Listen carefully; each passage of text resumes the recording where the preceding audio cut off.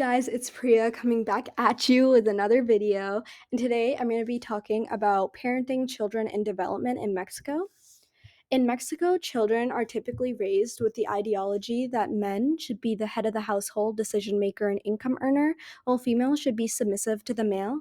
Mexican children's early environment typically consists of two-parent households, but their parents typically also have low education levels, and thus this leads to high economic hardships. Latina mothers spend less time on literacy activities compared to Latino fathers. And also, mothers are warm and loving, but they're not as sensitive and responsive to children needs. This impairs important cognitive development in their children. There's actually this study that shows that Latino children's cognitive and language skills lag behind white children. Growing up, Latina children are also exposed to extreme gender discrimination, with girls suffering from violence at home and public spaces and more, and 20% of girls under 18 are married. In Mexico, child labor is very high because children are expected to also help in their household. Here is statistics on child labor. Over here in this nude color graph shows the total percentage of children in the workforce over the years of 2015 to 2019, and you can observe the decrease. Over here shows the different employment categories for minors. There's agriculture, which includes cattle raising and producing chili peppers and more. There's industry, which includes baking, mining, construction. There's services, which is like street vending, beggars, car washers, and more. And there's other. Over here are some child labor laws from the Federal Civil Code of the Mexican government. It says that the minimum age of work is 15 and the minimum age of hazard work is 17. There's also Articles 202 to 205, which prohibits commercial exploitation of sexual exploitation of children. And there's Articles 175 to 176, which identifies the prohibited jobs for children. You should keep in mind that throughout this presentation, these articles are going to keep popping up, and just know that these articles are pulled from the Federal Civil Code. Now, since that we know how children are typically considered and raised in Mexico, we can now consider the parenting in Mexico. If parents get divorced, mothers usually get the custody. If proven unable to get the custody, though, it's won by the father. And there's no split custody in Mexico. There's this idea of falismo, sorry if I'm butchering that, in Mexico, which is the cultural orientation and sense of obligation to the family. Falismo promotes more controlling dispositions over children with socialization practices that foster independence and sociocentrism. There's also acculturation, which is how one's culture shifted from the dominant culture. In Mexico, higher levels of maternal acculturation, which led to a decreasing antagonistic parenting and more egalitarian parenting. There's also now more authoritative parenting practices that values independence and strict control over children. Finally, there's social support, which believes in change to increase parental warmth and control. Here are some ways that parents can lose custody over their children: guilty of divorce, abuse, court decision, convicted of 2 to 3 or more serious crimes, child endangerment, or they do not have the greatest interest of their child in mind.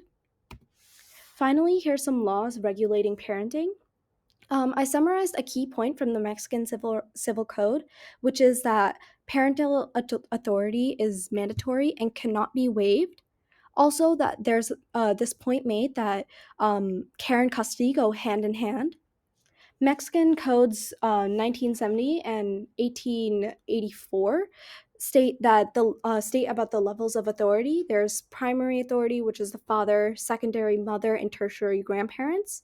There's Articles 411, which overviews parenting. The custody and care is the primary function of parents, and also fathers have rights over mothers. But now those rights are equalized. There's Articles 422, which states that one who wants to exercise their parental authority need to set a good example and educate their children. And finally, Article 432, 423, sorry, which say that parents may discipline their children as long as there's no psychology, psycho, psychological or physical damage. Um, and now I'm going to move on to an overview of Mexican education. I made this little acronym to just give you a quick overview. PESL is what I call it. There's policies, education, social, literacy, and economical. Policies dealing with law and economicals dealing with child labor. I'll cover those 2 points in detail later on. To start off with, I'll elaborate on education, specifically sexual exploitation or the lack thereof in Mexico. There's no sex education offered in schools, and young people lack communication between teens and adults. Um, Mexico also has the highest pregnancy rate. There's also a lack of women's empowerment, and women are told to drop out of school for household duties, and girls are often faced with harassment. And finally, there's literacy rates, which is very low in Mexico. There's 25% of um, uh, 25% of Mexican children are illiterate, and there's no access to teachers and educational materials that allow these children to learn because the children that are illiterate are in the poverty-ridden areas of Mexico, which is also the south of Mexico. Now I'm going to talk about the policies. There's a mandate that students must attend schools till they're 14. Article 6 and 129 say that education is compulsory, and Articles 3 make public education free and available. And here are some stats on child labor. 15% of children under 12 drop out and work.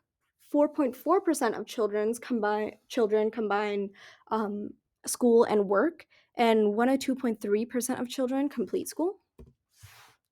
Now we're going to consider adolescents. In Mexico, adolescents are considered practically as mini adults. They may continue into marriages only with parent permission, and they're only considered minors while they either are minors or not married. But they're not minors anymore once they are married, even if they're under 18. This draws attention to how 1 out of 18 of young women marry before the legal age of 18 due to poverty or other reasons. Child labor is also very high for adolescents, but it's more normalized for adolescents to be a part of the workforce anyway. And more adolescents are put into hazardous conditions to put their health on the line at a young age. Many adolescents also expressed how they use their cell phones a lot.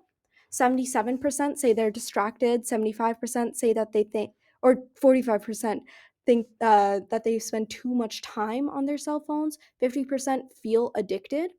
And these stats are from surveyed kids in from Mexico, but these are surveyed adults and how they look at the kids in Mexico.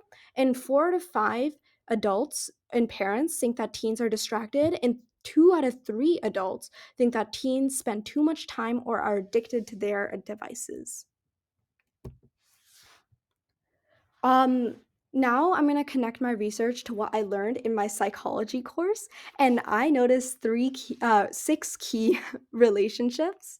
First, there's this notion of childhood, and I noticed how Mexican views on children align with older American views on childhood, seeing children as older adults, and also Mexican values are consistent with separating their children and is with separating from their children and making a strong, independent baby. There's also Erickson's stages of psychosocial development, which focuses, and I'm going to focus on the adolescent stage and its relation to the teenagers in Mexico. Teenagers in Mexico are required to work for their family and do not have the ability to refine their sense of self. And they're testing roles when their roles as a family worker has they're not able to test their roles in society when their role in the family have already been defined for them previously, such as females are learn how to manage the house, and males have to go out and find work to support their family financially. There's also Vygotsky's zone of proximal development. Sorry if I butchered that name, um, which relates to how Mexican children are taught to learn, develop, and grow in relation to labor. And parents teach their children household obligations earlier in age, which becomes a child's inner zone. In addition, Mexican children are pressured into adulthood faster with high child marriage and child labor rates. So their milestones of adulthood and occur much faster compared to other countries such as America. There's also adolescent views, which, since adolescents in Mexico are exposed to more pressures and harsh reality, their identity will develop in like stark contrast than privileged students in the suburbs of America, for example. Finally, there's this connection between Ainsworth, Answorth, and attachment in Mexican children. In most poverty ridden households in Mexico, there's low social emotional bond between the caregiver and the child. And this leads to lower levels of attachment. And many children in Mexico are insecurely attached, which is probably due to a lack of consistency with comfort and care. Now I'm going to be talking about how Mexico compares to other cultures, other countries. And I will specifically use research and information I discovered about Finland and Germany from my fellow researchers, Ellie and Grace. If you notice, Mexico, the circle representing Mexico is a bit lopsided and pulled away from the Venn diagram, and that's actually on purpose because Mexico shares less similarities compared to Finland and Germany than they do with each other. For example, I mostly noticed this stark difference in how the government in Finland and Germany um, treat um, their children and the parents compared to the Mexican government. In Finland and Germany, the government is more involved in the children's stages of life. Like starting school in Germany, they have this like cone hat tradition, and to celebrate the start of school. And they also provide for basic funding needs. Like Finland sends a care package to parents when they have a child.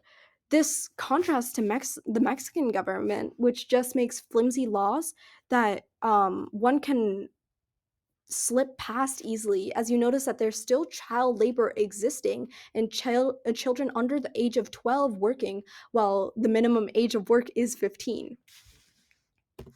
And now I'm going to compare some of my research with myself. And so, first, I'm going to hit it off with gender inequalities. My parents have also always like treated and raised me and my brothers the same, considering education and opportunities of growth. But this contrasts with how women in Mexico are told to drop out of school, or they're told to just focus on doing housework.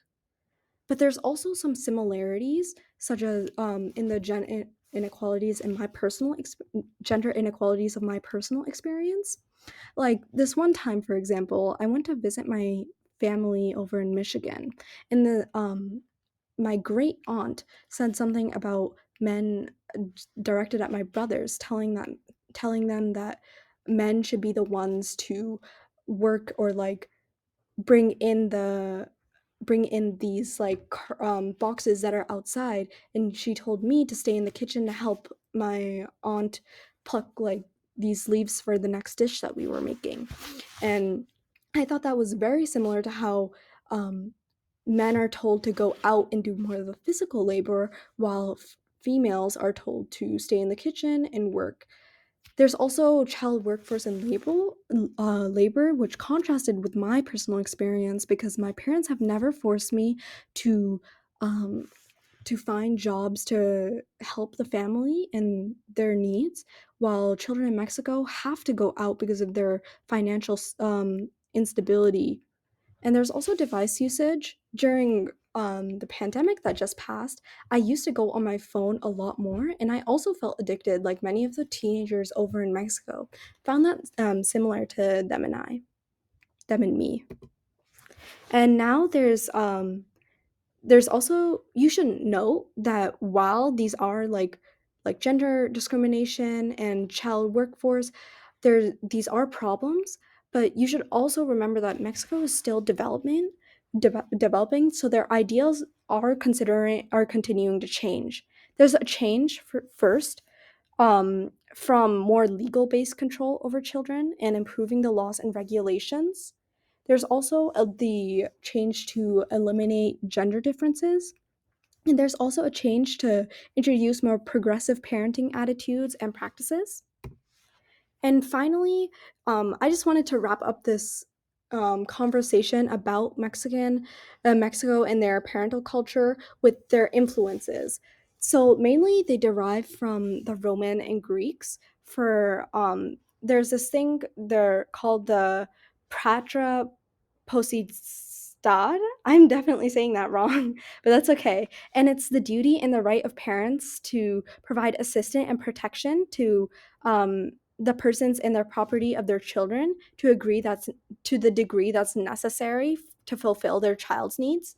And there's also punishments, which the father can punish their child even with death. There's also Mexican parents want to have many children in accordance to the Catholic religion. And that's about it. I now have my works cited. Thank you so much for listening, and remember to like, comment, and subscribe and turn on the notification bell. Thank you so much, and I'll see you in my next video.